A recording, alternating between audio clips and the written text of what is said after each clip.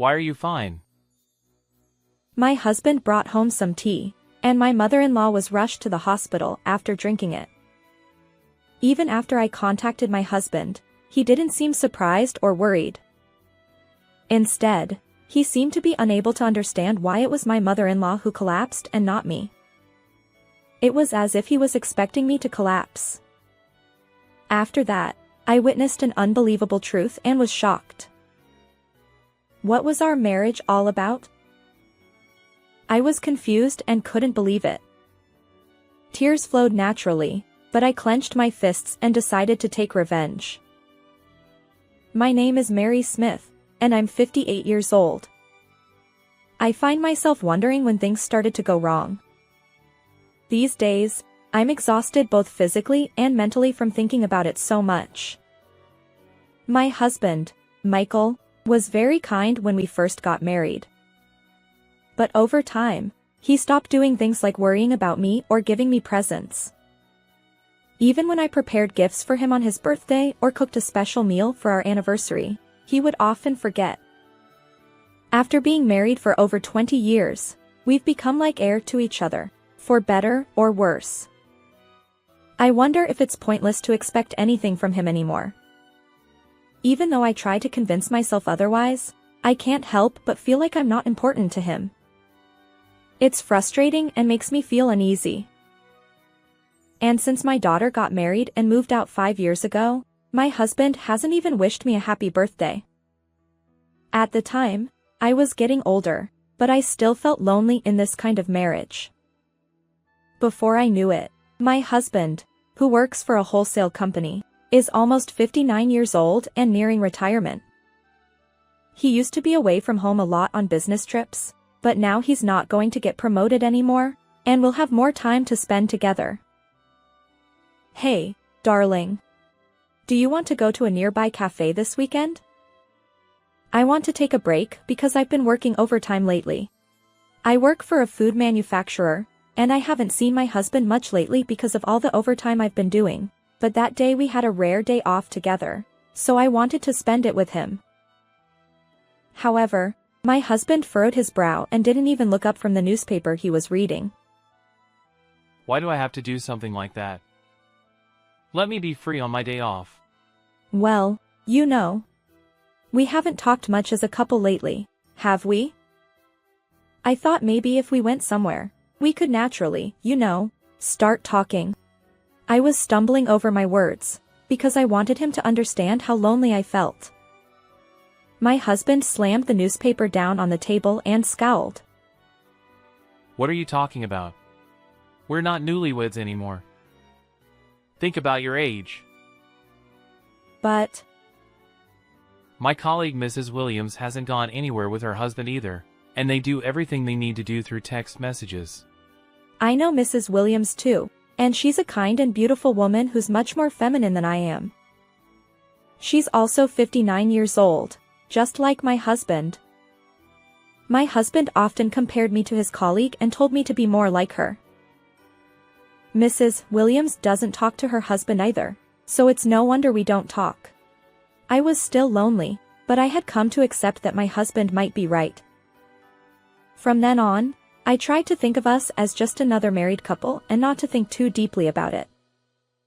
That was 2 months before my birthday. Time passed, and it was my 58th birthday. I was able to finish work earlier than planned that day and was home before 5 p.m. I'm just going to spend it alone again this year. My husband seemed to be busy with work and came home after midnight every day and went straight to bed. So I couldn't bring myself to say, I want to celebrate my birthday with you. I had prepared a sponge cake for myself and was about to celebrate my birthday alone when my husband suddenly came home with a department store bag. Mary. Here, this is for you. When I opened the box he handed me, there was a high-end necklace from a brand I had never worn before inside. Today's your birthday, right? How is it? Do you like it? I'm so happy. Thank you. I answered with a big smile, and he scratched his head as if he were trying to hide his embarrassment. He also brought back high-end tea and sweets that were being sold at the event. I really appreciated you, but I couldn't express my feelings or actions honestly. I want you to think of this as my feelings. Darling. I had given up on talking to my husband and had become like air to each other. But this surprise made me realize his love for me, and I felt warm inside and out. Then, I noticed tears streaming down my face. I'm so happy. Try putting it on. I wiped away my tears, took out the necklace, put it on, and checked the atmosphere in the mirror. My husband looked at me with a smile. It was a moment when I could truly say that I was glad to have married him. However, my husband suddenly took out a suitcase from the closet. I'm sorry to do this on your birthday, but I have to go on a week-long business trip. He had to leave immediately after getting ready.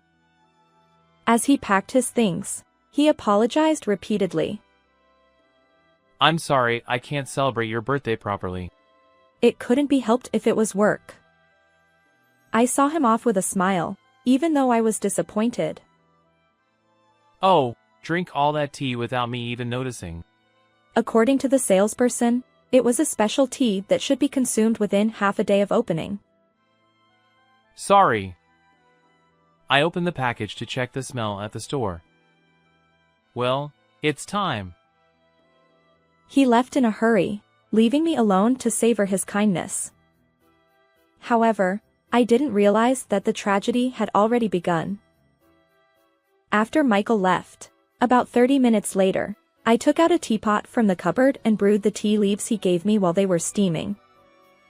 Then the doorbell rang. I came by because I had some business nearby. My 84-year-old mother-in-law said. She always came to our house like this, but we got along well and always welcomed her. It's a waste to drink this high-end tea alone, so let's have a taste of it too. I prepared a teacup for her and arranged some sweets. Just then, a delivery arrived. Since it was a frozen item, I asked my mother-in-law to please eat first and began to unwrap the package. However, the freezer was packed with items, and it was more difficult than I expected to put them away. I managed to organize the inside of the freezer and tried to sit at the table to drink tea myself. But at that moment, I witnessed an unexpected sight. Oh, Mom! Please hold on! She suddenly started foaming at the mouth and collapsed. She became limp and unresponsive, and her face turned pale and then blue. I'll call an ambulance right away! 15 minutes later, the paramedics arrived and she was rushed to a nearby hospital. I couldn't reach my husband, so I didn't know what to do and could only pray. After the doctors and nurses worked hard to treat her, my mother-in-law survived. It seems that the cause was something she ate or drank that was bad for her body. Even when she regained consciousness during the doctor's treatment, she couldn't think of anything that might have caused it. Fortunately, her condition was good and she was expected to be discharged soon, but she was 84 years old, so she was hospitalized for the day just in case. Oh, hello Michael? I finally got through. We had a hard time here. Actually, Mom was hospitalized because there was something strange in what she ate. I said on the phone while doing the paperwork at the hospital reception. I imagined he would be worried, but what he said was completely different from what I expected. Why are you fine? What do you mean? I asked, not understanding what he meant. If you are okay, that's fine. I'll leave it to you to take care of Mom. He said so, and then quickly hung up the phone as if he were trying to cover something up. It's like he wanted me to collapse. I thought to myself. But I went to my mother-in-law's hospital room anyway. There, I had a casual conversation with her, and a certain truth was revealed to me. What do you mean? I asked, trying to sort out my thoughts. I began to suspect my husband Michael. I decided to untangle the threads of my thoughts one by one. I knew it. This is the end, I thought, realizing my husband's betrayal and preparing for our separation. But I couldn't just leave it at that. I'll make him suffer just like my mother-in-law did. I was determined to do so. A week later, my husband returned from his week-long business trip. Welcome home. You must be tired. Here, have a drink and take a break. I took his bag at the entrance and took care of him. When I offered him a warm cup, he started drinking it with a slurping sound. How does it taste? Huh. It's the same as usual tea. I frowned and peered into his face, which looked normal. That's strange. This is the high-end tea leaves you gave me for my birthday. As soon as he heard my words, he spat out the tea he was drinking and spilled it all over the floor. What did you do? He rushed to the kitchen and drank water or tried to vomit what was in his stomach by sticking his finger in his throat. He seemed to be quite panicked. I'm going to die like this. He was sweating and turning pale. Call an ambulance. He asked for help, but when I just watched him silently, he tried to contact them himself. Then I took his cell phone away from him. What are you doing? Don't worry. It's just ordinary tea I bought earlier, I said, showing him the tea package. He collapsed on the floor, looking helpless. You knew there was something suspicious in the tea leaves, so you panicked like that, I said, peering into his face. He suddenly looked away, and his eyes were clearly shifty. I don't know anything about that. What? Don't play dumb. That's why your mother foamed at the mouth and collapsed, I shouted. Just then, the sliding door of the next room opened. Michael. What are you doing? My mother-in-law was waiting in the back room. Michael's behavior became more suspicious with the unexpected appearance of his mother. Mom, it's a misunderstanding. How can you be sure that there was something in the tea? Maybe it was something you ate that day. I didn't eat or drink anything that day. Huh. On that day, the errand nearby was a medical checkup, which took longer than expected. My mother-in-law hadn't eaten anything all day and only drank the tea when she came to our house. Moreover, she only drank a little tea due to her sensitive tongue, so she may have been slightly affected, according to the attending physician. This makes it clear that you tampered with the tea. But there's no evidence that I put it in. His mother sighed heavily at her son's attempt to escape. I saw you carrying a large paper bag with a brand logo from a flower shop on the way to this house. According to what I heard from my mother-in-law in the hospital room, at that time, she tried to tell him, but he was too busy on the phone and took a taxi without listening to her. His behavior was strange at the time, and she was going to tell me about it later, but she drank the tea and lost consciousness. My husband's complexion worsened and he became more agitated as his mother-in-law pointed out his flaws. I glared at him. I got suspicious and contacted the company. I found out that you had taken paid leave instead of going on a business trip. At this point, I realized that my husband was hiding something from me, so I thoroughly searched his belongings. As a result, I found several women's branded items in the credit card usage history that I don't remember receiving as gifts. Among them was a browsing history that showed what sites he had visited on his computer. I printed out a list of the browsing history. Look here.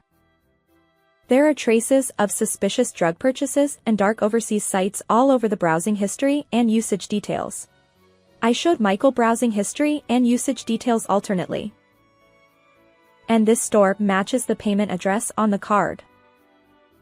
Michael was already pale-faced and couldn't say anything. But that wasn't all I had prepared. You were also looking at love fortune-telling pages a lot. I picked up a crumpled printout of the fortune-telling results from the trash can while searching Michael's room. But maybe the results weren't good and he didn't like them, so he crumpled them up. However, this was the decisive factor that cornered Michael. Let me see.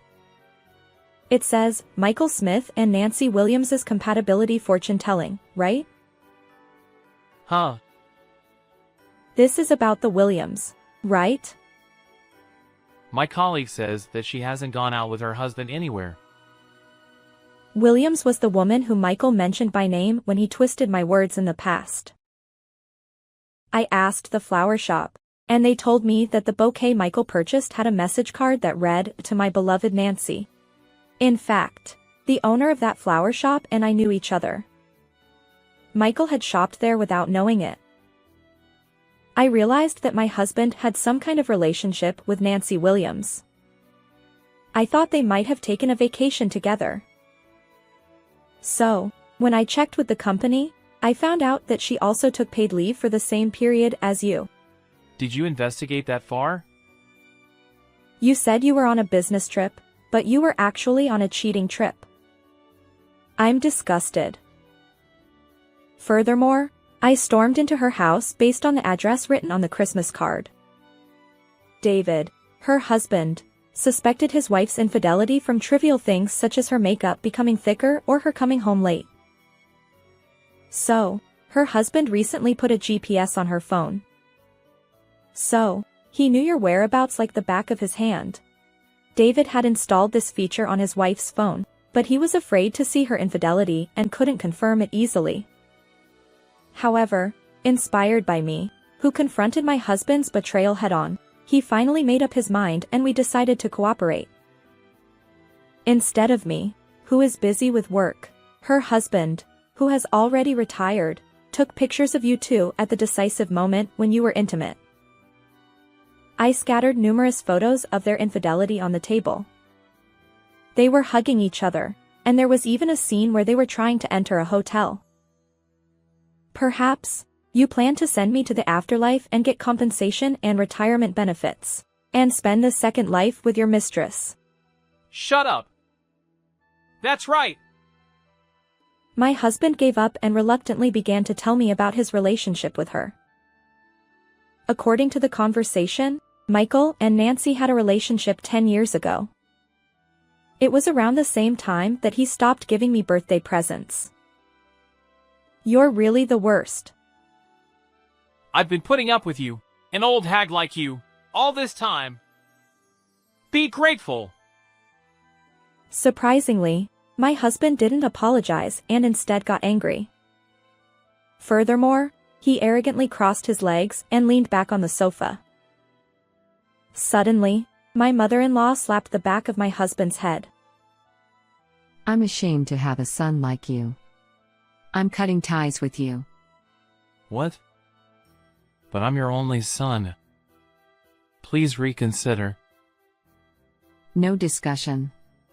I don't even want to see your face. You're probably counting on my inheritance, but I'll give it all to your wife Mary. Are you kidding me? Perhaps he was affected by being abandoned by his biological mother. He has a hint of tears in his eyes.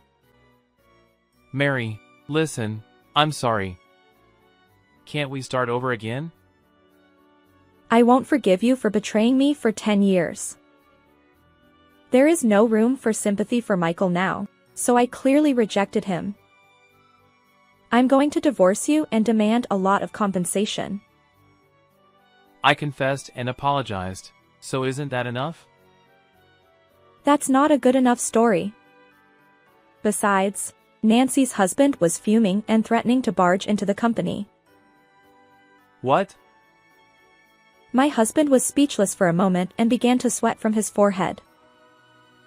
Hey, if he does that, I won't be able to stay at the company, and I won't get full retirement benefits even though I'm about to retire soon. Please tell him to stop now. When I shook my head silently, My husband looked hopeless. So I decided to corner him further.